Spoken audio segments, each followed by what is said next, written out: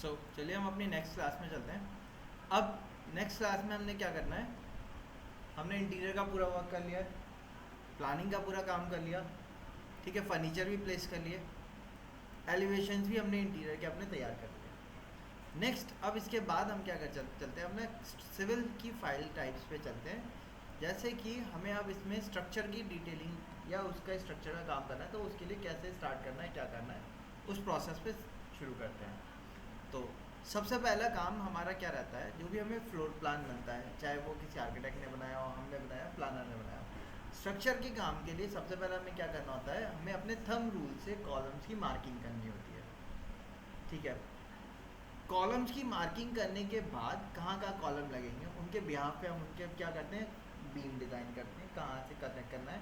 इस तरीके से हम अपना फ्रेम स्ट्रक्चर बनाना तैयार करते हैं। जब तक कॉलम फाइनलाइज नहीं होंगे तब तक बीम कनेक्शन हम नहीं दे सकते, और उसके बिना, कॉलम के बिना हम अपना फुटिंग का लेआउट भी नहीं दे सकते। तो इसलिए सबसे पहला काम क्या करना होता है, हमें कॉलम्स की मार्किंग करना। कॉलम्स कहाँ देने हैं उसके लिए स्टैंडर्ड साइज़ पता होना चाहिए, मैंने आपको लिखवाया हुआ है। हम बेसिक पहले कॉलम के साइज से चलेंगे, जो कि हमारा 9 इंच बाई 9 इंच, जो कि आपका 230 mm बाई 230 mm का होता है। 9 इंच बाई 9 इंच का जो कॉलम होता है उसको हम 10 फीट के रेस्पेक्ट में रखते हैं। मतलब अगर एक कॉलम दूसरे दो कॉलम रखने हैं तो दोनों कॉलम के सेंटर टू सेंटर डिस्टेंस कितना होना चाहिए, लगभग 10 फीट। कम भी चलेगा, थोड़ा सा ज़्यादा हुआ तो भी चलेगा, लेकिन बहुत ज़्यादा डिस्टेंस अगर हो गया तो वहाँ पे हम इतने छोटे कॉलम नहीं दे पाएंगे। जैसे कि अगर आप यहाँ पे भी देखेंगे तो ये वाला जो स्पेस है वॉल का, कॉलम जनरली हम वॉल टू वॉल रखते हैं, जिससे कि क्या हो सके, वो कॉलम वॉल के अंदर सबमर्ज हो सके, जिससे बाहर अलग से हमें लगे हुए ना दिखें। तो कॉलम अगर हम वॉल टू वॉल रखेंगे तो ये वाला डिस्टेंस जो है वॉल टू वॉल का कम है, आप देख सकते हो 2831 का है। ये वाला जो वॉल टू वॉल डिस्टेंस है वो क्या है आपका 4110 का है। तो यहाँ पे एंड टू एंड का जो कॉलम है उनका साइज थोड़ा सा इसके कंपैरेटिवली क्या होगा, बड़ा आएगा। क्यों बड़ा आएगा भाई, क्योंकि डिस्टेंस ज़्यादा है तो ऊपर का जो लोड लगने वाला है वो भी क्या होगा, जाहिर सी बात है ज़्यादा लगेगा, है ना, स्लैब का। और इधर का डिस्टेंस कम है तो लोड जो लगेगा वो जाहिर सी बात है थोड़ा सा कम लगेगा। इसीलिए अब स्ट्रक्चर का काम करने के लिए सबसे पहले हमने क्या किया, लेयर कमांड पे गए। अभी तक आप देख सकते हो सारी काम आर्किटेक्चर लेयर के हिसाब से हुआ है, बट अब हमने क्या किया, एक न्यू लेयर ली। लेयर का नाम दिया हमने सी या सीई दे सकता हो। स्ट्रक्चर का काम कर रहे हैं तो सिविल इंजीनियर के अंदर पोजीशन में जाएगा, सिविल या सिविल इंजीनियरिंग, सीई डैश लिखा। अब हम क्या काम कर रहे हैं, स्ट्रक्चर का ही तो काम कर रहे हैं, सीई डैश स्ट्रक्चर। स्ट्रक्चर में भी हम क्या अरेंज करने जा रहे हैं, कॉलम। कॉलम को आपने यहाँ से कलरिंग दे देनी है, आपकी चॉइस है, आप जो कॉलम का कलर लेना चाहो। मैंने येलो कलर ले लिया। हाँ जी, अब हो गया ठीक। अब इस लेयर को एक्टिव करना है, एक्टिव करने के लिए डबल क्लिक कर दिया। मैंने रेड कलर लिया, बट आप वो सॉरी येलो कलर लिया, आप चाहो तो रेड कलर ले सकते हो, आप चाहो तो ब्लैक कलर का भी रख सकते हो, आपकी चॉइस है। या आप ऐश कलर का भी कर सकते हो, ऐश कलर रेड जो होता है हमारा स्टैंडर्ड, हम उस कलर का भी करते हैं कॉलम को। तो हमने यहाँ से कलर वाला ले लिया। अब सबसे पहला काम क्या करना है, आपको यहाँ पे कॉलम का शेप डिज़ाइन कर लेना है। रेक्टेंगुलर कॉलम हम जनरली देते हैं, हमने रेक्टेंगल लिया, डी एन टेक किया, इसका साइज दे दिया 230 by first point D N take 230 by 230। अच्छा, येलो कलर इजीली वाइट पे दिखेगा नहीं, तो मैंने एक काम किया, इसके कलर को रेड कर दिया।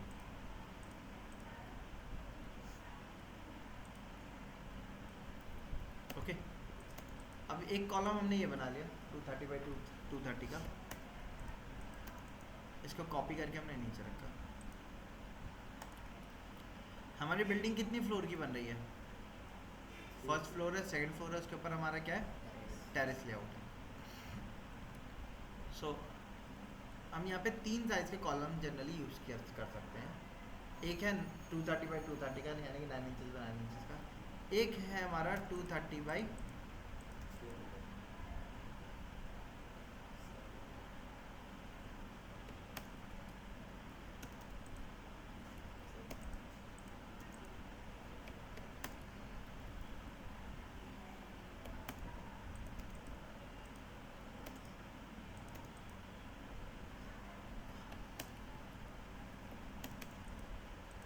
ये आपका हो गया 300 बाई 300 का।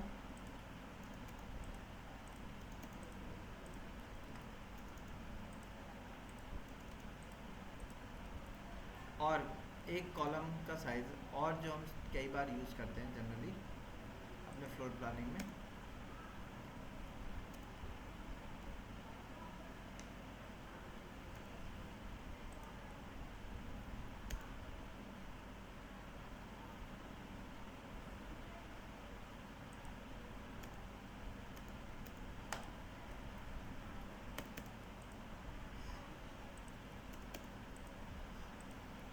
ओके।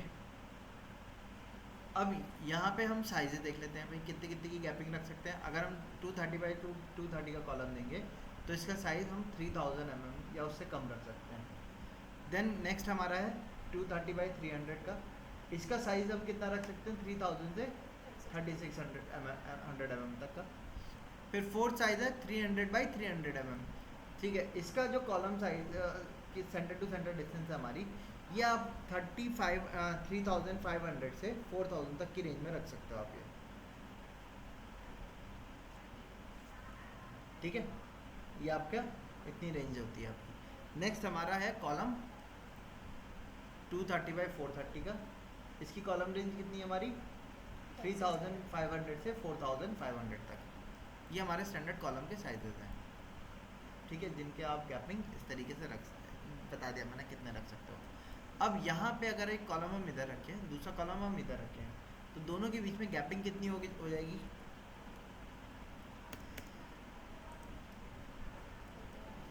4110। इतने में कॉलम का कौन सा साइज इसमें से सेटिस्फाई करेगा 230 बाई 450 का भी ले सकते हैं, 300 बाई 300 का भी ले सकते हैं। अगर हमें नंबर ऑफ स्टोरीज कम लेके जानी है, मतलब कि खाली ग्राउंड ऑफ फर्स्ट बनाना होता तो हम 300 बाई 300 का कॉलम लेते हैं। लेकिन हमें सेकंड फ्लोर भी बनाना है और उसके बाद फ्यूचर में हो सकता है अभी ना बने, लेकिन फ्यूचर में बाद में तो बन सकता है एक फ्लोर और। तो इसीलिए फ्यूचर अगर कंस्ट्रक्शन करना है तो हमें पहले ही कॉलम के साइज को हैवी लेके चलना पड़ेगा। हाँ, बाद में ऊपर जाके हम कॉलम साइज को क्या कर सकते हैं, कम का कर सकते हैं। तो हम यहाँ से अभी के लिए कॉलम कितने का लेके चल रहे हैं 230 बाई 450। मैंने इसको कॉपी करके अलग रखा, ब्लॉक बनाया, नाम दिया इसको C1। सेलेक्ट ऑब्जेक्ट पे गए, ऑब्जेक्ट को सेलेक्ट किया, एंटर किया, पिक पॉइंट पे गए, पिक पॉइंट यहाँ दे दिया, ओके कर दिया, ब्लॉक तैयार हो गया। ब्लॉक एडिटर पे गए, हैच कमांड पे गए, इंटरनल हैच पे गए, कंक्रीट हैच किया, स्केल को 0.5 कर दिया, एंटर कर दिया, कंस्ट्रक्शन बाय लेयर कर दिया, ठीक। अब ये कॉलम को हमने मूव करके सबसे पहले यहाँ से कॉर्नर से उठा के इधर रख दिया। आप देखोगे कॉलम वॉल के अंदर बिल्कुल सबमर्ज होके आ गया, ठीक। कोशिश हमारी ऐसी होनी चाहिए कॉलम वॉल के अंदर सबमर्ज हो जाए। सो हमने अपना पहला कॉलम अरेंज कर दिया यहाँ पे। अब आप देख सकते हो चाहे मैं इसको इसकी लगाने की दो पोजीशन हो सकती है, तो मैं हॉरिजॉन्टल लगाऊं या फिर वर्टिकल अरेंज करूँ, दो ही तो हो सकती है। अच्छा, अब पहला कॉलम हमने अरेंज कर दिया यहाँ पे, दूसरा कॉलम कहाँ होगा भाई, यहाँ पे आएगा। तो इसको हमने क्या किया, कॉपी कर लिया। कॉलम जो होते हैं जनरली मैंने आपको बताया भी था वो क्या होना चाहिए, वॉल के अंदर सबमर्ज होने चाहिए। तो मैंने अभी इसके ये वाले एंड से कॉपी करके यहाँ रख दिया, ठीक। कॉलम आ गया हमारा, कोई प्रॉब्लम यहाँ तक नहीं। अच्छा, अब रूम के तो चारों कॉर्नर पे कॉलम होने चाहिए या नहीं, तो हमने क्या किया, इन्हीं दोनों कॉलम को वापस से कॉपी कर लिया। कहाँ से, मैंने यहाँ से पिक किया और यहाँ पे अरेंज कर दिया। अब ये वाले कॉर्नर पे कॉलम क्या हो गया, बाथरूम के अंदर आ गया। कोई ऐसा इशू नहीं है, आप चाहो तो इसको वार्डरोब के अंदर छुपा सकते हो, है ना। बाथरूम जो होगा हमें क्लियर मिल जाएगा, वार्डरोब के अंदर का ही तो थोड़ा सा सेगमेंट जाएगा हमारा, कोई इसमें इशू नहीं है। तो मैंने क्या किया, इसको मूव कर दिया। हाँ, अभी आते हैं वही बता रहा। अब यहाँ पे ये आप देख सकते हो कैसा आ गया, ये तो ठीक आ रहा है। लेकिन अगर मैं इसको वर्टिकल रखता तो ये मेरा वॉल के अंदर सबमर्ज हो जाता, बाहर निकलता ही नहीं, तो ऐसा इशू नहीं आता। अगर मैं इसको वर्टिकल करूँगा तो मुझे इसको भी क्या करना पड़ेगा, वर्टिकल करना पड़ेगा, है ना।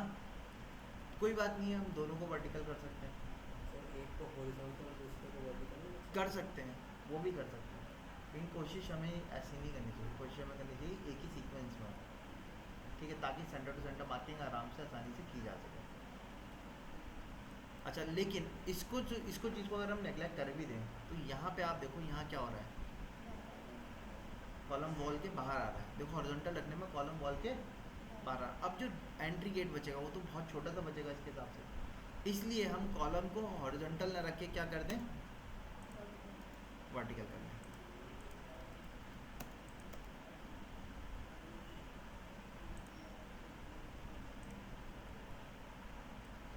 और मैंने कॉलम को यहाँ अरेंज कर दिया, ठीक।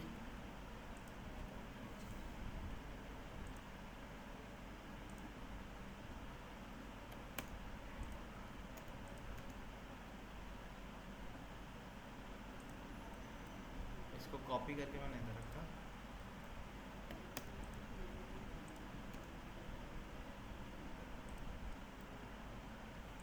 दोनों को कॉपी करके इधर रखा, ठीक है। डिस्टेंस वर्टिकल ज़्यादा है या हॉरिजॉन्टल ज़्यादा है?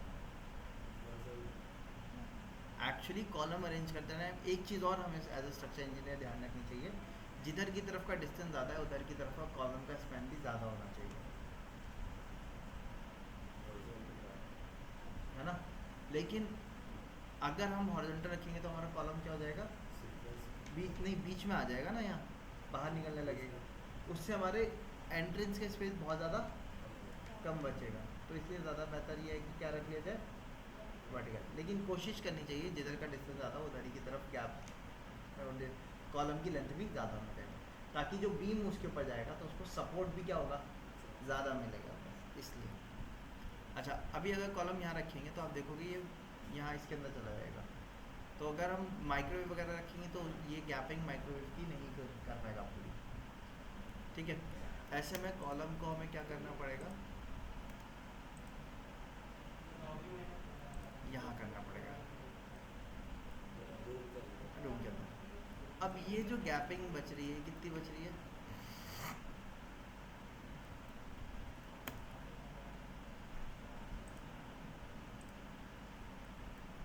है ना, कम हो गए। ये गैप कितना बच रहा है,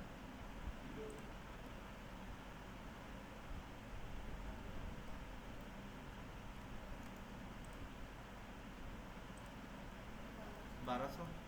और कॉलम लगने के बाद गैप कितना बच रहा है, 1069, है ना। तो इसको क्या करना पड़ सकता है, हमें शिफ्ट करना पड़ेगा, नहीं पड़ेगा। तो या तो आप इसको इधर शिफ्ट करो या कॉलम को फिर आप किधर लो, तो एक जगह आपको एडजस्ट करना पड़ेगा। अब आपकी मर्जी, आप किधर एडजस्ट करना चाह रहे हो। लेफ्ट साइड रूम को थोड़ा सा छोटा करना चाह रहे हो, दो ये वाले इसको थोड़ा छोटा करना चाह रहे हो। किचन में करना है ज़्यादा बेटर होगा, क्योंकि वहाँ पे कोई ज़्यादा हाँ, तो लेकिन फिर माइक्रोवेव आपको यहाँ ना रख के ना, माइक्रोवेव इधर की तरफ रखना पड़ेगा। इसमें सर सारी वॉल एडजस्ट करनी पड़ेगी, इसमें बाथरूम की वॉल।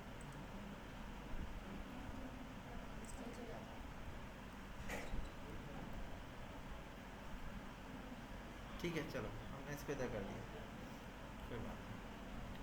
अब यहाँ पे जो कॉलम आएंगे इनका डिस्टेंस कितना बैठेगा भाई, यहाँ से अगर हम यहाँ तक का एंड टू एंड डिस्टेंस देखें तो ये 3000 है। End to end, centre to centre तो कम हो जाएगा हमारा। तो यहाँ पे हम कॉलम कौन सा ले लें, छोटा वाला कॉलम ले लें, 230x230 का हमने बना रखा था। इसको कॉपी करके मैंने इधर रखा, हैच कमांड पे गए, अंदर हैच कर दिया, री एंटर करा, ब्लॉक बना दिया, नाम दे दिया C2।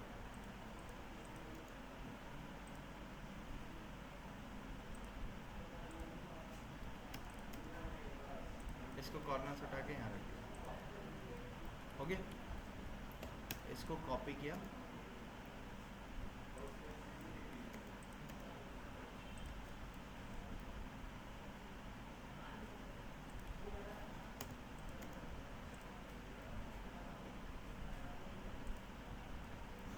हो गए। अच्छा, देखो इधर का सेगमेंट पूरा हो गया। आप जब भी कॉलम लगे तो आपको ये सोचना है कॉलम के ऊपर एक रेक्टेंगल शेप बन जाए जो आपका बीम का आएगा। देखो यहाँ इसको इससे कनेक्ट करेंगे, यहाँ इसको इससे कनेक्ट करेंगे, यहाँ इसको इससे कनेक्ट करेंगे, यहाँ इसको इससे कनेक्ट कर देंगे, तो ये रूम पूरा क्या होगा, इसके ऊपर का स्लैब जो होगा वो सस्पेंड हो जाएगा इसके ऊपर। ऐसे ही यहाँ इसका हो गया पूरा, ठीक। अब इससे कहाँ लेना होगा, हमें आगे लाना होगा। तो हमने क्या किया, यहाँ से कॉलम टू, यहाँ से वॉल टू वॉल का डिस्टेंस कितना है ये चेक कर लो। तो कॉलम हमें कितने का लेना पड़ेगा, यही वाला लेना पड़ेगा। सेम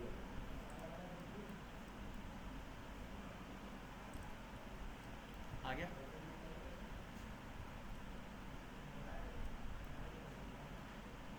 यहाँ पे भी कॉलम आएगा हमारा। ये कॉलम और ये वाले कॉलम के बीच का गैप क्या है, कम है। तो यहाँ पे क्या करें हम, छोटा वाला कॉलम उठा के डाल दें।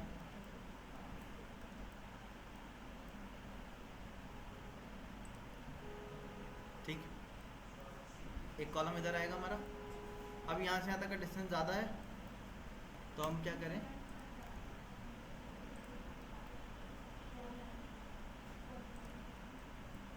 हो गया, ठीक है।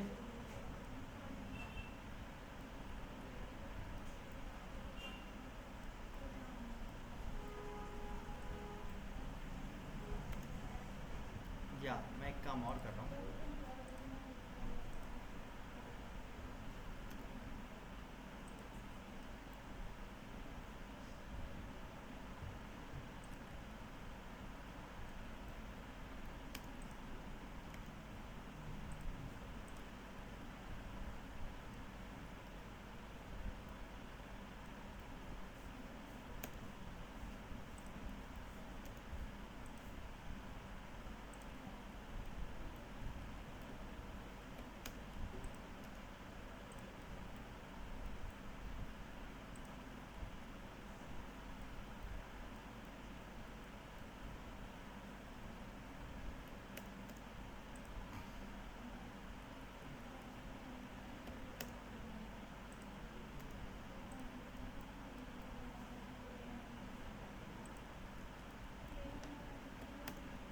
अगर आप देखोगे तो यहाँ पे मैंने कॉलम साइज छोटा दिया है, वो इसी क्योंकि इसका ये वाला स्पैन कम है हमारा, स्टेयर केस होने वाली है ना। तो स्टेयर केस में हम लोग क्या करते हैं, 4 कॉलम, इधर तो बड़ा लेना पड़ेगा। कौन सा, मेन ये वाला, इधर मेन ये वाला आप चाहो तो ये वाला भी दे सकते हो, बट ये वाला ही दे दो। मैंने ये वाला यहाँ पर अरेंज किया,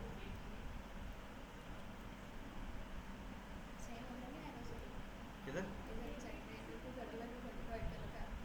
ये वाला, ये कॉलम यहाँ से इसका बीम हैवी पड़ जाएगा। ये खाली क्या है, स्टेयर केस के लिए हो जाएगा, सपोर्ट के लिए, तो आपका थिंग भी चल जाएगा। ये वाला स्पैन 4000 का है ना, खाली 4000 है। इनके इसके लिफ्ट प्रोवाइड करेंगे, इसमें कुछ बड़ा देना पड़ेगा। हम यहाँ पे एक तीसरा कॉलम दे दे रहे हैं अपना 230 बाई 350 का।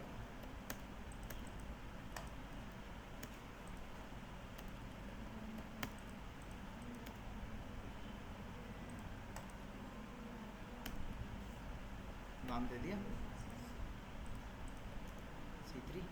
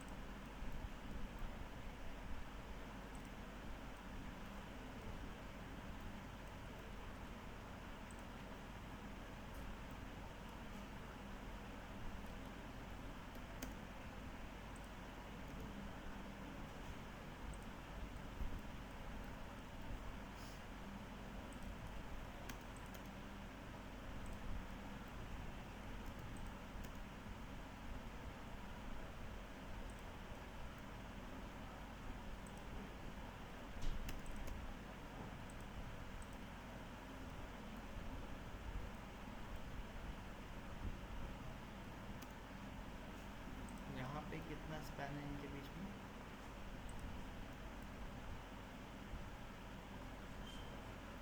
6000। 6000 तो अच्छा खासा स्पैन हो गया है ना। तो यानी कि बीच में भी हमें क्या देना पड़ेगा, इसमें एक कॉलम बीच में कहीं ना कहीं देना पड़ेगा।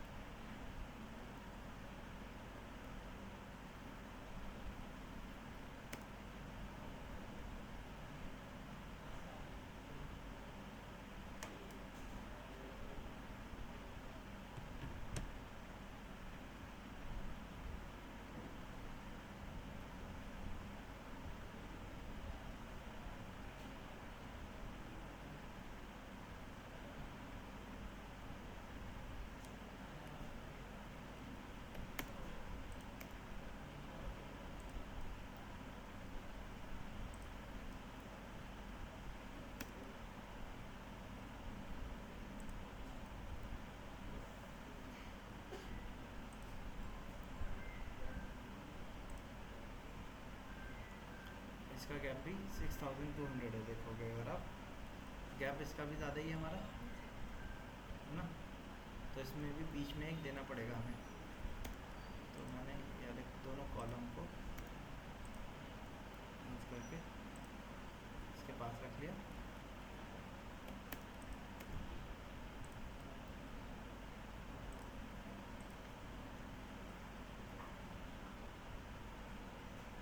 ठीक है, अब इसका बीम जो होगा वो यहाँ पे जाके इस वाले बीम के ऊपर अटैच हो जाएगा। यहाँ से बीम इधर आएगा, यहाँ से इधर आ जाएगा।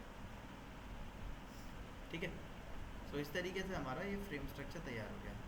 इसका बीम यहाँ से लाएंगे हम, यहाँ से लाके इसके साथ अटैच कर देंगे। अब इनकी गैपिंग चेक कर लो, ये कितनी की आ रही है। यहाँ से यहाँ तक का गैप 3800 का है।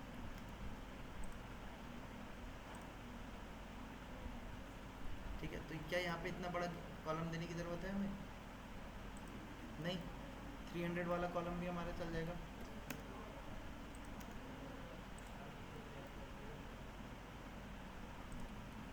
है ना,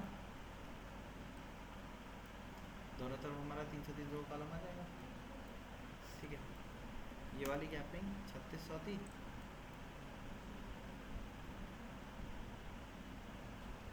तो अब चाहो तो ये वाले कॉर्नर पे भी यही वाला कॉलम दे दो।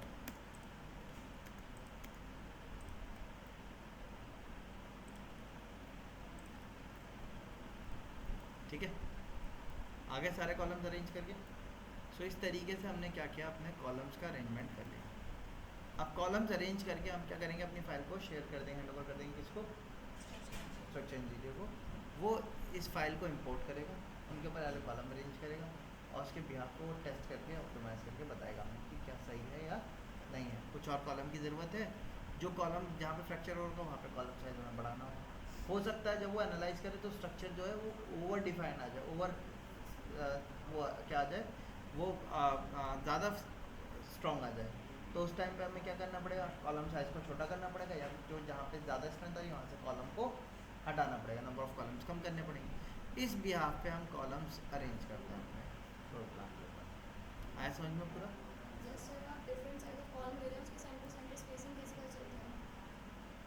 कैसे किया, DLI से चेक करा। आप ये देखो रूम कितना बड़ा है। अब एंड टू एंड कॉलम रखा हमने, ठीक, तो अंदर अंदर की जो डिस्टेंस है वो देखो ये कितनी आ रही है, 4100 आ रही है। इसमें देखो 4000 किसके अंदर आ रहा है हमारा, इसके अंदर भी आ रहा है और इसमें भी आ रहा है। तो यानी कि ये दोनों में से कोई एक लगेगा हमारा, है ना। इसके हिसाब से हमने रख लिया। यहाँ पे ये जो गैपिंग थी कितनी थी, सेंटर टू सेंटर, ये देख सकते हो 3700 लिखा हुआ है। रूम साइज 3700 लिखा है, वर्टिकल 3700 mm होगा। 3700 mm में कौन सा आ रहा है हमारा, देखो ये भी दे सकते हैं हम, ये वाला भी आ जाएगा लगभग लगभग, है ना।